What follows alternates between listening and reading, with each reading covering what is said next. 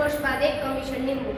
આ કમિશનની રચના 1929માં થવાની હતી, પણ 2 વર્ષ અગાઉ એટલે કે 1927માં આ કમિશનની રચના કરવામાં આવી.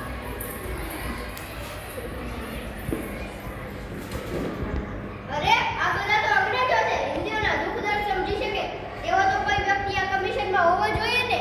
તમે આ કમિશનમાં 3 ભારતીય વ્યક્તિની નિમણૂક કરો, જેથી ભારત બાજુ પણ સારા અને યોગ્ય નિર્ણય થઈ શકે. We are not accepting your request.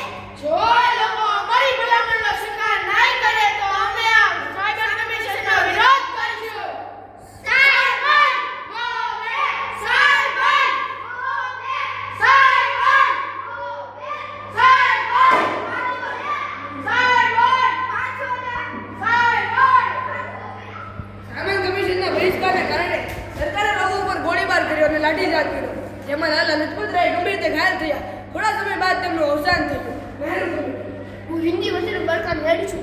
જો હિન્દના નેતાઓ બધા પક્ષોનો અનુકૂળ બંધારણ ઘડી આપે તો બ્રિટિશ સરકાર તેનો વિચાર કરશે અને આગળની કાર્યવાહી કરી સારા વિચારો રજૂ કરશે. હું મોતીલાલ નહેરુ, કોંગ્રેસ અધિવેશનનો પ્રથમ પ્રમુખ. અમે તમને નહેરુ અહેવાલ આપીએ છીએ. આમાં અમે સ્થાનિક સ્વરાજ, સ્વતંત્ર ન્યાયતંત્ર, મૂળભૂત અધિકારો અને સાથે સાથે પુખ્ત વયે મતાધિકાર આટલી જ વાતો માંગીએ છીએ. તમને અમને નિરાશ ન કરે. અમે તમારી આ ભલામણનો સ્વીકાર કરતા નથી. પૂર્ણ સ્વરાજની માંગણી 1929. જવાહરલાલ નહેરુ અને સુભાષચંદ્ર બોઝ જેવા યુવાન હતા પૂર્ણ સ્વરાજના હિમાયતી હતા. સ્થાનિક સ્વરાજથી યુવા વર્ગને સંતોષ ન હતો. પરિણામે રાવી નદીના કિનારે જવાહરલાલ નહેરુના અધ્યક્ષપણે પૂર્ણ સ્વરાજનો ઠરાવ પસાર કરવામાં આવ્યો. 26 જાન્યુઆરી 1930 આજની તારીખ 26 જાન્યુઆરી 1930 આજના દિવસે અમે ભારતના નાગરિકો પ્રથમ વખત સ્વતંત્રતા દિનની ઉજવણી કરી રહ્યા છીએ.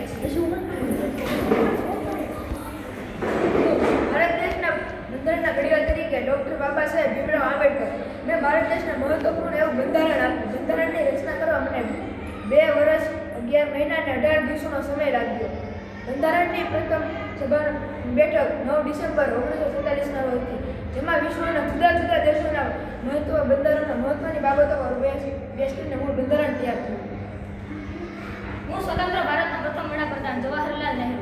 પૂર્ણ સ્વરાજની માંગણી બાદ 26મી જાન્યુઆરી 1930ના દિવસે યાદ રાખવા માટે 26મી જાન્યુઆરી 1949માં ભારત દેશને તેનું બંધારણ આપવામાં આવ્યું અને ભારત દેશને સત્તાવાર